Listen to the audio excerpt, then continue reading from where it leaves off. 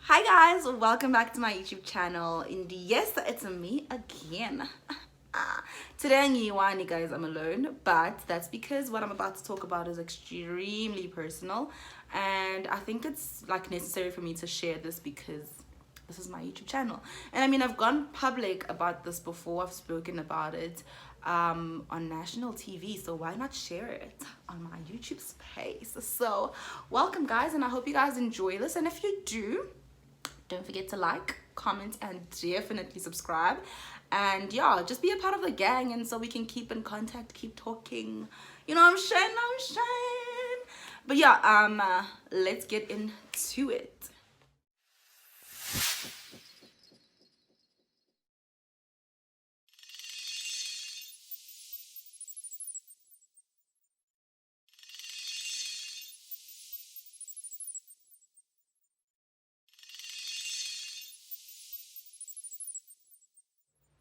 Okay guys, so I will start this at the beginning. I hope I don't lose you guys with my train of thoughts and all that stuff because I didn't write anything down.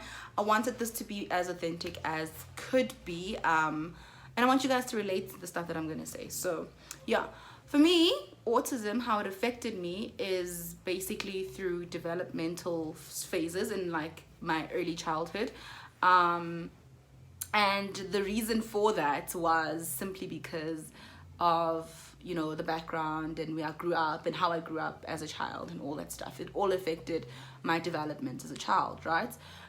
So I think at the early age of 7, I was diagnosed with autism, which then translated into me being put in a special class, right?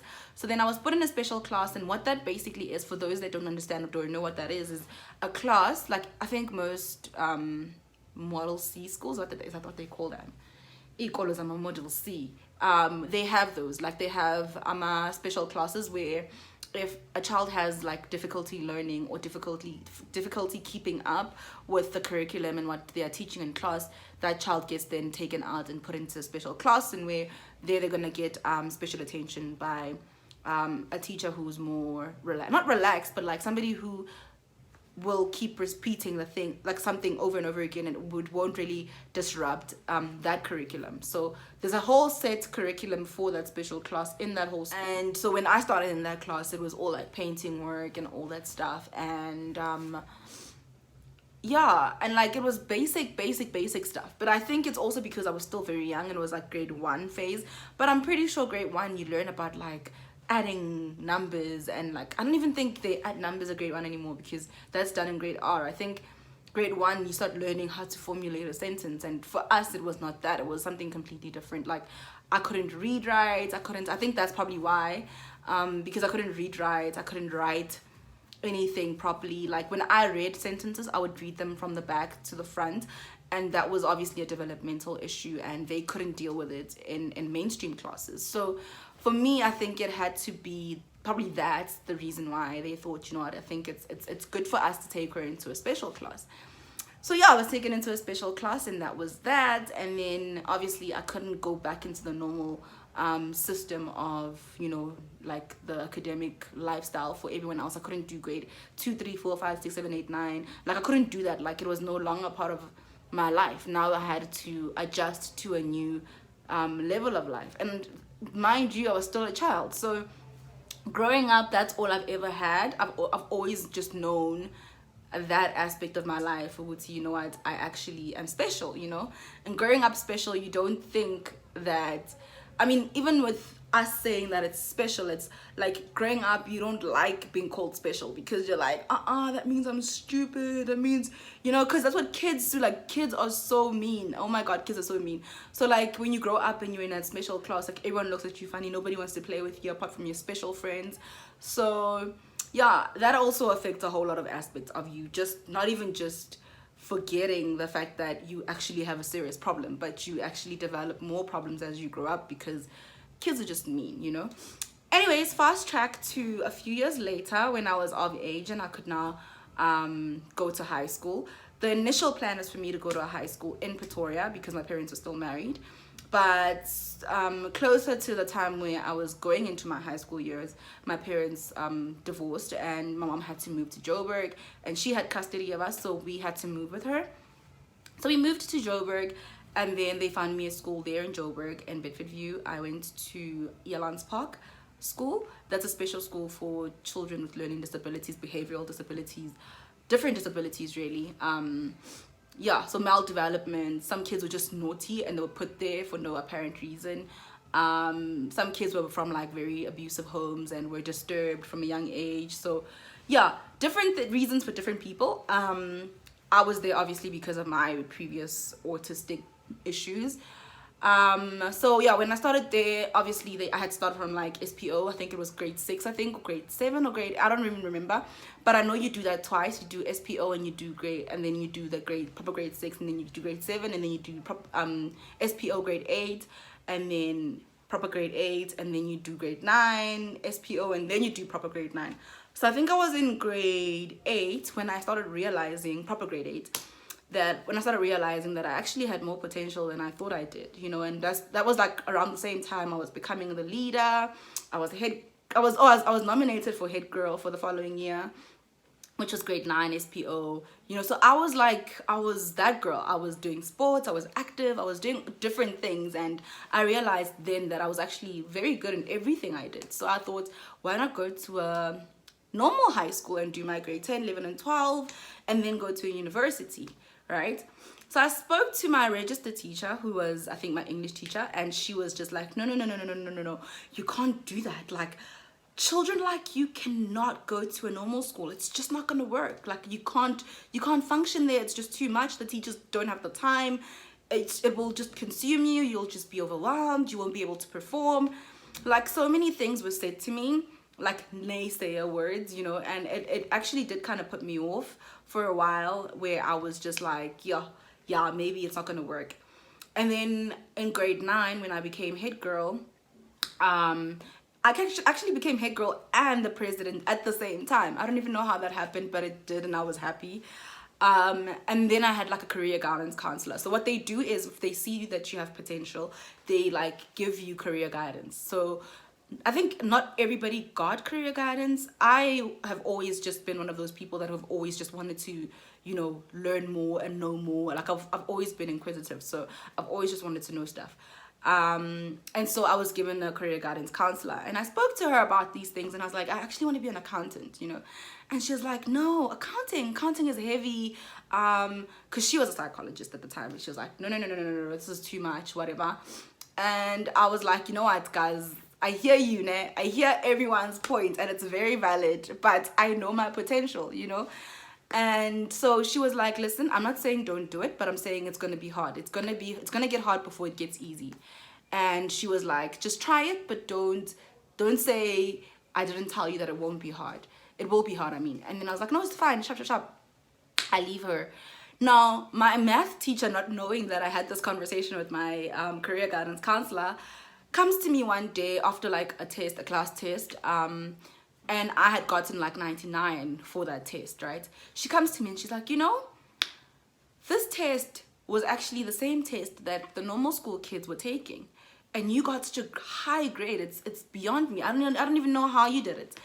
And I was like, really? And she's like, yeah, like, I'm very proud of you and whatever. And obviously I was in top 10, and, you know, so my math teacher was extremely, like, she was excited. She was telling everyone, you know how teachers are, like, when she's proud of you, she'll tell the whole entire staff, like, the whole staff room will know about you. If you're naughty, the whole staff room will know about you. So it's that kind of thing where all my other teachers now knew, and they were like, oh, why are you getting this high grade for this teacher but not for me? Like, you're only getting 80s in my class. And, you know, but like that, like, built me up. Like, it actually made my self-esteem stronger, and it like allowed me to be like, you know, actually I can do it. So then I went home one day and I was like, listen, mom, I don't want to go to a college, because after the grade 9 pure, I think now they have grade 10, but before they didn't have grade 10. So I think the year I left, they were introducing grade 10, and they were like, you should stay, we're introducing grade 10. And I was like, no, I hear you guys, but nah, I want to go to a normal school, right? So I told my mom about it, and she was just like, whoa. Now you can imagine, like, all my life I was special, and now I'm telling her that I want to go to a normal high school. Like, sis, what you saying? So she looked at me crazy, like with a crazy eye, but then she was like, okay, let's do this. Let's go, right? So then I got my report at the end of the year. I wish I had it. Like, all my stuff is in Nelspruit. I wish I had my report to show you guys the grades I got. Like, it was beyond me. Like, all my life, I swear, even when I got to a proper high school, like, I don't remember getting that much. Like, my grades were good. Like, they were good, you know? And needless to say, like, I don't want to continue speaking and make it seem like it was all hard work and like nothing had to do with God's involvement in it, because I prayed a whole lot during that time. Like, I really did. Like, I asked God to like lead and direct me. So none of this stuff was done out of my own will. Completely couldn't have managed to succeed without the help of God. So just remember that when I continue talking, that it was all God and not me. Mina, I'm just a vessel, you know? Anywho, so fast track to the end of grade 9. Now I have to go to a normal high school, Pela, guys. So now my math teacher tells me, listen, the only way you'll be able to be integrated back into a normal learning setting is to go through the channels of the Department of Education, and then get a test, and then after they've accredited you to be, you know, good enough to like study in a normal school, then you'll get like a recommendation letter. Fine.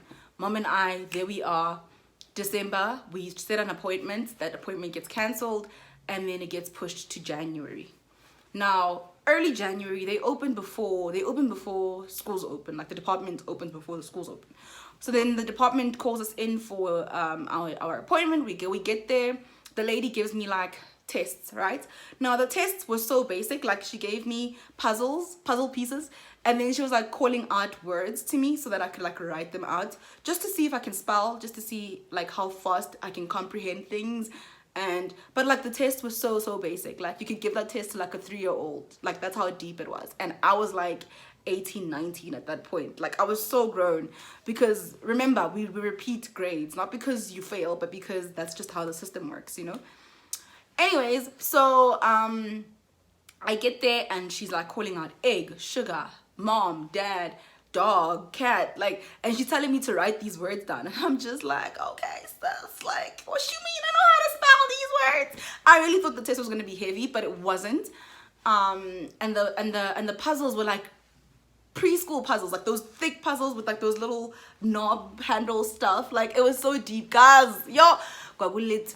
Anyway, so I passed the test, obviously, and then I got the recommendation letter, and then we were given a list of schools. Now, I think, in my opinion, what I think should have happened was that lady or this Department of Education, they were supposed to place me in a relevant school, but they didn't place me, right?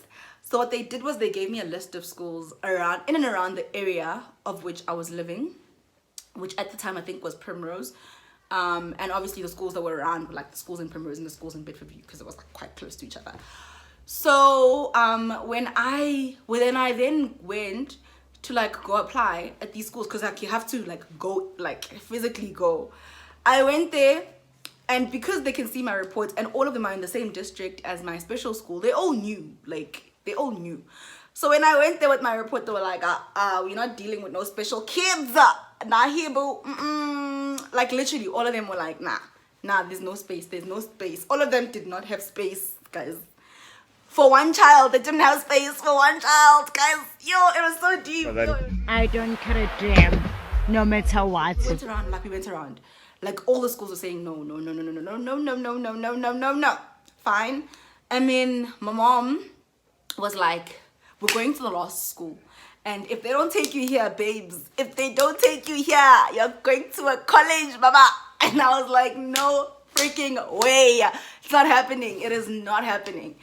Fine. Not that I have anything against colleges, but I had a plan, guys. I had a plan. You know, I wanted to go to varsity. I had a plan. So then we go to the school, which is Bedford High.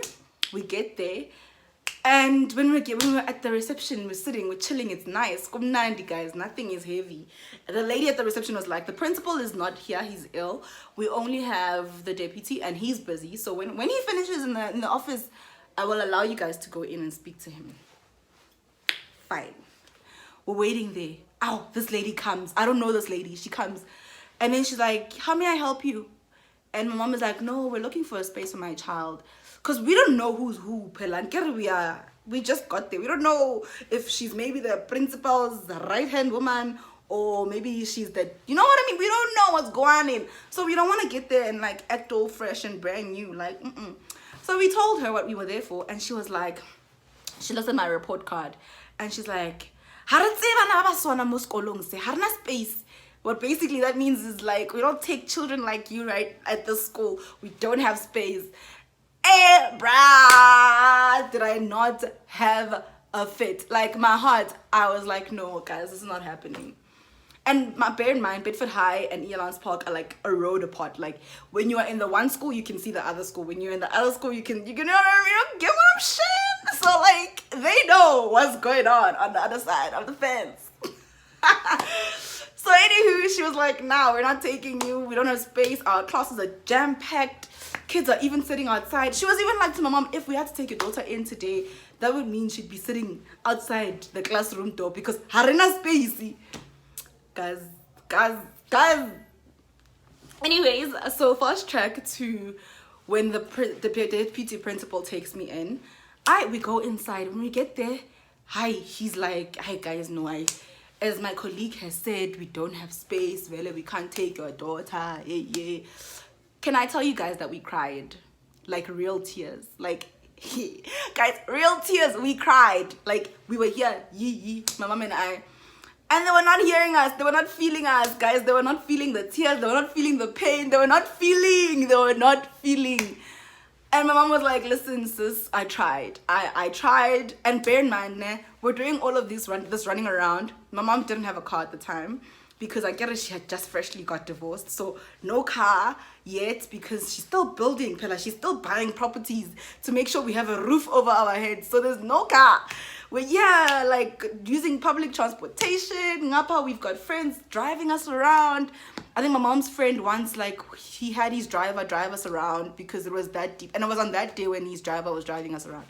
Praise God for that man, and God bless him, honestly, because, if it had been me, I would have been like, guys, petroleum is katsam, but he wasn't like that. He was just like, find a school for that child and then come back when everything is sorted. He was such a doll. Like, praise God for him, honestly. Anyway, so here we are sitting in the car again, like, waiting for, I don't know what we were waiting for, but like we were waiting outside the school and I was crying. I'm like, dear God, you know my heart, you know what I want to do in life. Like, you can't allow this not to happen. You can't allow this not to succeed. Like, make it happen, dear God. Like, what you mean now? What?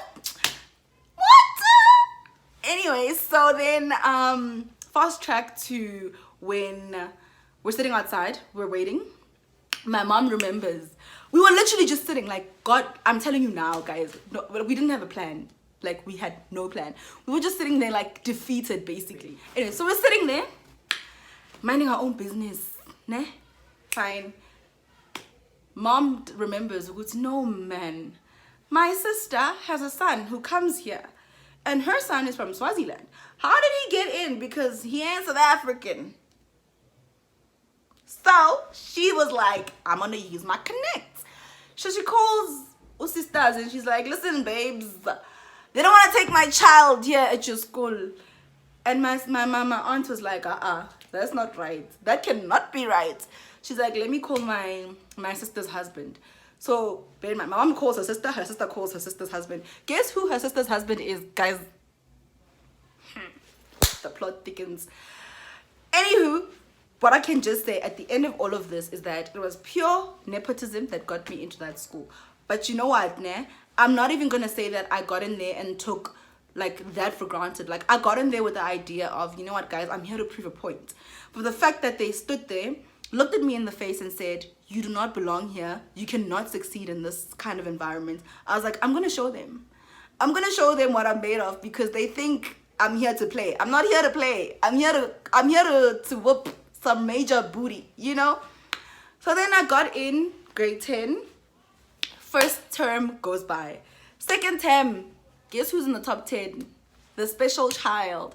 Did they not? They were all shook. They couldn't believe it. They could not believe. They were like, Kanjan. How did this happen? My business studies teacher told me straight in my face, I knew you were going to do it, and I knew they didn't have faith in you, and I knew that if you did it, they were not going to believe it, and they were going to do everything to make sure that you suffer even further. Can I tell you that I finished in record time, and I passed with a bachelor's and a distinction. Of course, it was one distinction, but like it was a distinction nonetheless. You know what I mean? I got a distinction at the end of it all, and my principal could not believe it. Like when I went to go fetch my matric results, my matric statement, he was like the happy, like he even picked me up and like swing me around. He's like, I'm so proud of you. You put my school on the map. He was so happy, you know. And like that lady who was like funny and everything, she was my English teacher during the years. And she made my life a living hell, obviously. So when all of this was said and done and I had achieved other things outside of high school, she came back to my mom. She didn't even apologize to me. She apologized to my mom, and she was like, I'm so sorry for the things I did to your daughter. I didn't know why I was doing the things I was doing. But you know what, nah? At the end of it all, I was just like, God had a reason and had a purpose for all of that stuff. So yeah, I finished high school, got into varsity, and yeah, man, like life is good. And I finished varsity in record time. So you see, Hori, if you anything you put your mind to, and if you pray and you ask God to help you, he will definitely hold your hand and make sure that you achieve everything that you see that you want to achieve, and he'll make sure that he sees you through it all. Like for every dream and every purpose, there's a provision. God will provide. Like, yo, that's another story for another day, because wow, guys, the things that God has done in my life is beyond my comprehension, honestly. But yeah, I just thought I should share with you guys the story about my autistic journey. And not to say that I didn't like struggle when it came to studying, not to say that I didn't struggle when it came to socializing with other people, because I was always awkward and offbeat, and you know, the one. But like, I actually thank God that I went through that route, because now I appreciate life and I appreciate the things that I achieve even more. Like, you know, now I'm an adult, you know, I wear key, I've got my own place. Hey guys, like life is moving. God is still good, God is still God, and I believe him for more, because I mean, he's able to do exceedingly abundantly and above all we can ever you know, imagine or think. So why not ask him? Why not press him? Why not lose him? Because he can, you know. So yeah, that's just my story. If you're struggling with autism, or your child is autistic or whatever, share your story with me. I'd love to hear it. Let me know how you've dealt with the things that you've dealt with. What are the routes that you're taking? How did you deal with life as an autistic person? Because a lot of people don't really know what autism is. They don't understand, you know, how it affects the person, or like how it affects life in general. But just like share your story with me, because people don't think it's a real thing. And like, especially us like African people, we don't really know what it is, because we're not educated in it. I mean, if it's not cancer, if it's not HIV and AIDS, if it's not, you know, your mainstream illnesses, people don't think it's a proper thing. Like a mental illness is an actual serious thing, and like people don't think that it affects a person in a major way, and it actually does. So yeah, if you want to share your stories with me, please don't forget to like comment in the comment section. Let me know what your stories are, what you've gone through, what you've dealt with, and yeah, we'll just chitty chat and catch it up. I'll see you guys in my next video, and thank you so much for watching and for finishing the video. What? Congratulations to you. Okay, I know I talk a lot, but like, you listened. Thank you so much, you guys. I'll catch you guys in my next video. Don't forget to like, comment, and subscribe. I'll see you guys in the next one. Bye.